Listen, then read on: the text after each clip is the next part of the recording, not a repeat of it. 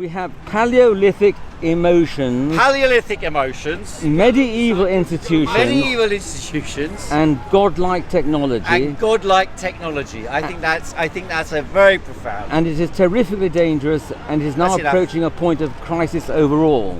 Yeah. I mean, I was wandering around talking to people about Palestine, Israel earlier on. Mixed set of views amongst the people here. Nearly everyone opposing the war. In fact, yeah, nearly everyone. Everyone I went to speak to, there were a couple of people intervening who were obviously supportive of Israel, thinking that there's some battle against Hamas that's being fought by the Israeli army to defend some kind of civilization, which they think was under threat because of the killings on the 7th of October. Now, Piers was here last week and the week before talking about what you could do as a campaign around the issue of the war in Gaza, or the war on Gaza, better said. Piers was very keen on saying it's just a genocide, but I think you could call it a war on Gaza, as well as a genocide. And I went looking on the internet to try and find an organisation that you could focus on if you wanted to protest about institutions in Britain that have got a direct connection with the Israeli operation. And I found one located in Soho by the number 20 Golden Square. So anyone here who's following the story can look this up. And there's a company there called Palantir.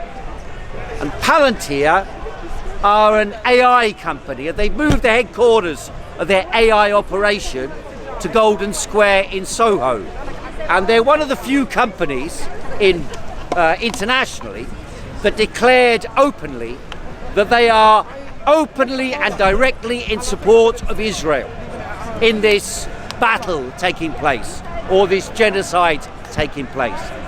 And Palantir have been instrumental over many years in creating a database-based system to monitor and control the activities of Palestinians in the occupied areas. And one of the things they do is they provide the intelligence agencies and the IDF of Israel with surveillance systems that monitor whether or not or what people are doing on the internet. For example, specifically Facebook. So Palestinians who are on Facebook are profiled psychologically by Palantir software to see whether or not they're in a good mood or not. And if they're in a bad mood, if they're upset, unhappy, have arguments in their family, they monitor this online. And Palantir then provide the IDF with this data, which is then connected to Facebook profiles and border checks, or checks when they're coming in and out across border controls, or checkpoint controls, or on mobile phone apps. And this then monitors whether someone might be angry enough or upset enough to do something desperate, like, for example, kill themselves. Now, don't forget, during the lockdowns in the last couple of years, it was said that 30% of children under the age of 18 years of age, or thereabouts, had considered suicide in Britain. And we can presume that was the case in most of the countries in the Western world. So if they're talking about in an area like Palestine or the occupied territories, the amount of people who must have some suicidal ideation at one time or another amongst the young people, given the fact, for example, in Gaza, 50% of people are under the age of 18 and live in terrible conditions on about $1 a day, now being bombed, well, those people naturally will feel kind of desperate. And they are monitored by a British-based AI company, at least this department of the AI of Palantir. It's an American company with strong links to Israel. And what they do is they provide this information to the IDF to identify people who might be potential terrorists. They are then monitored, observed, and arrested. Preemptively, that's the point. The AI is preemptively monitoring the people with the intention of controlling their activity. This was in advance. This was around 2017 they began to introduce this. This is the same company that provided the British government with the databases to monitor and roll out vaccines, mRNA vaccines in Britain. It's the same Palantir company based in Golden Square, number 20, the same Palantir company that has taken the data from the NHS and sold it to private contractors to monitor your health or right across the world based on AI. Now they pretend this is all anonymized, but we know how this anonymization is limited because we saw what happened with Cambridge Analytica. They utilized the data from Facebook in order to rig elections and change the results of elections around the world. In Kenya, in Britain, in America, in Malaya, they changed the fate of elections based upon artificial intelligence. So the question the gentleman asked me, or pointed out earlier on, about medieval, Paleolithic minds, medieval institutions, and godlike technology, this is what we're living through. We have people, they are trying to turn people, one against another, based on what they say. They're trying to turn this Palestine issue into Islamic versus Western democratic. That's what they're trying to make it into. They're trying to make it Islamic and Muslim against Christian, Judaic tradition. They're trying to make you go back to some ancient religious script, like some of the Bible bashers and Quran bashers, the fundamentalists, who a few of them at Speaker's Corner. They want you to go back to that mindset. I saw Tommy Robinson this morning on the internet talking about the Muslim war, the war against the Muslims is coming. We've been conquered, we've been taken over, and therefore a conflict basically between, what they really mean is between supposedly indigenous Britain and the Muslims. You would stop the Muslims from coming to Britain. This is the idea they're trying to promote. And they're trying to promote the idea that the conflict in Palestine is a religious conflict. Now, it is also true that Hamas believes it's a religious conflict.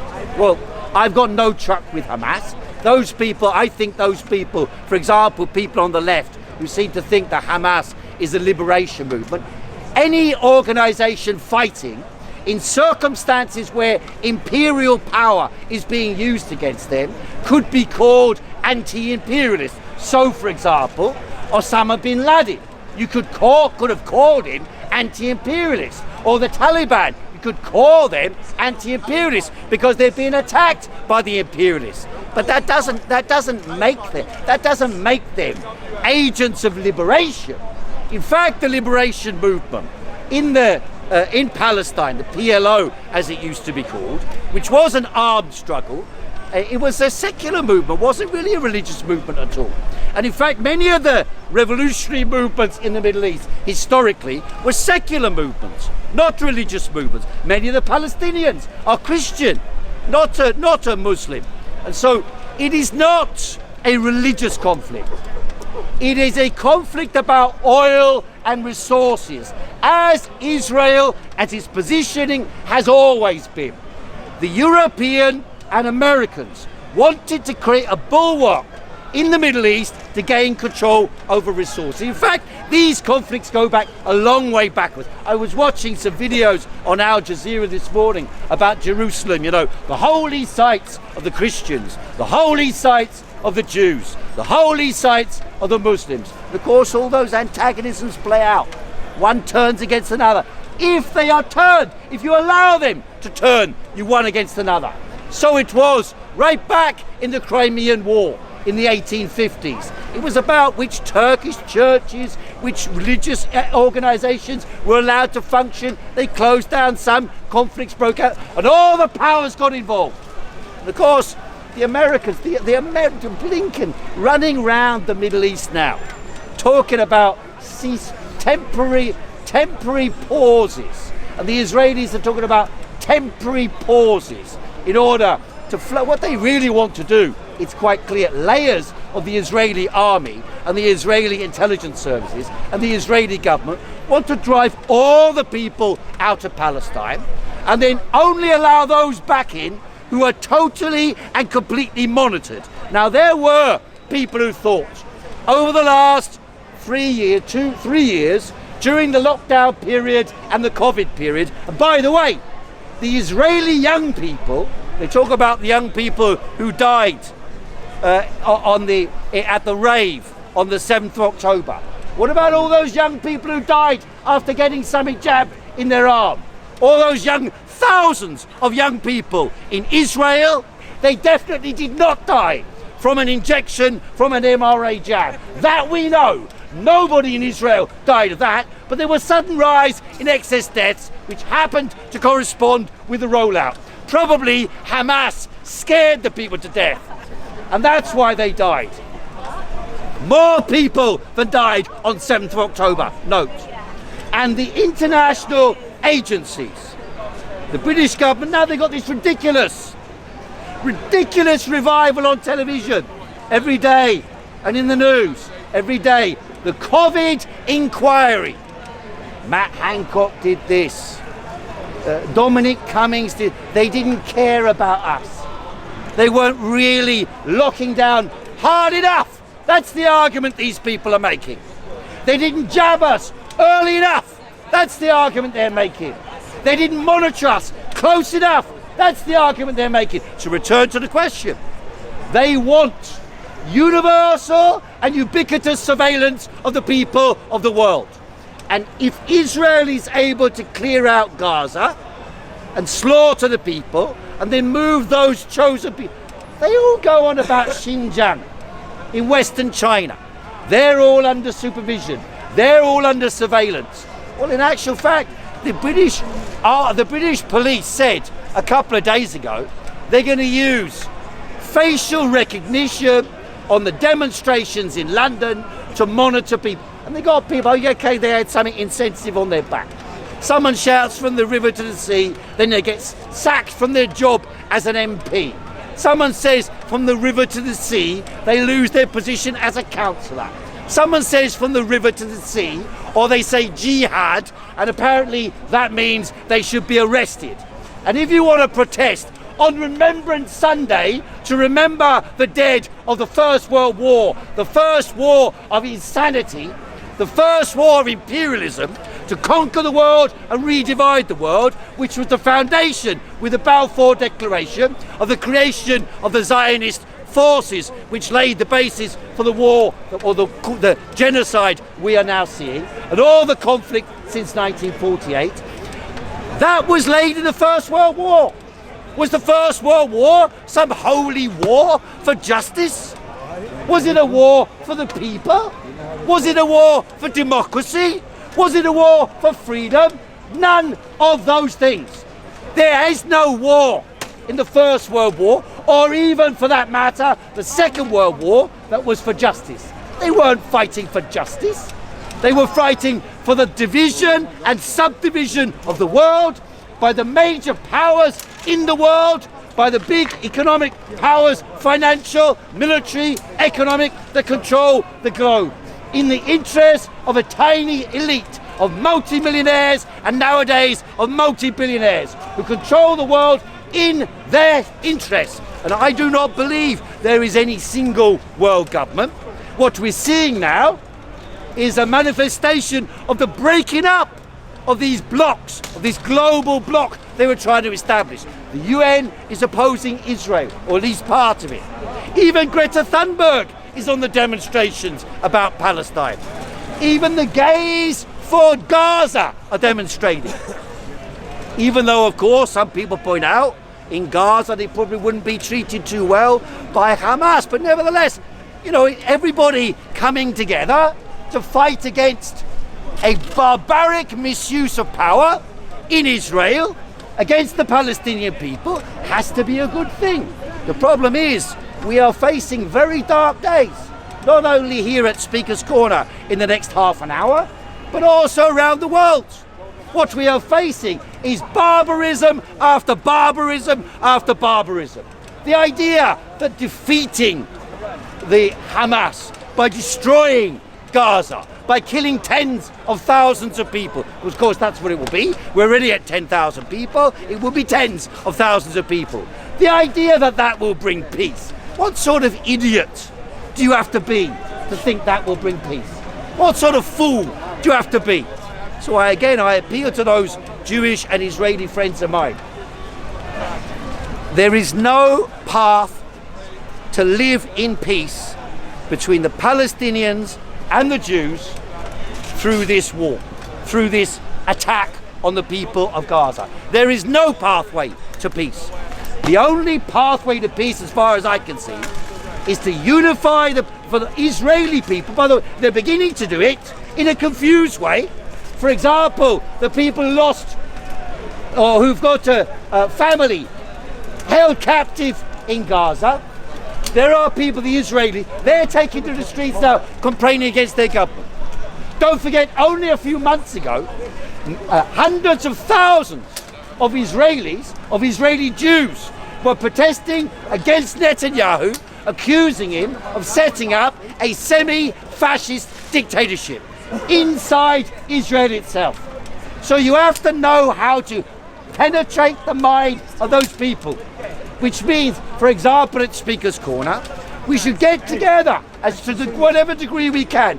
Get the Jews and the Arabs and the Muslims and get them together to discuss, debate, argue, put it on video, put it out, let people see that we can debate and discuss, combine together, organize together, campaign together on unified demands that are in the benefit of all the people. And by the way, you know, where are the Arab states defending the Palestinian people? Where are they? What is Egypt doing? Nothing. Egypt, the border is with Egypt. The Egyptians could go and break the border down like that. They could open the border straight away. The Saudi Arabians. Only now now there's unrest developing inside their own countries amongst the masses. The Arab street is in revolt against this. And as the Arab street revolts, then suddenly the rulers of the Middle East start turning around and say, oh, well, we need to do something about what's happening. We need to talk to the Americans to calm down the Israelis. He's pissing down. That's Netanyahu.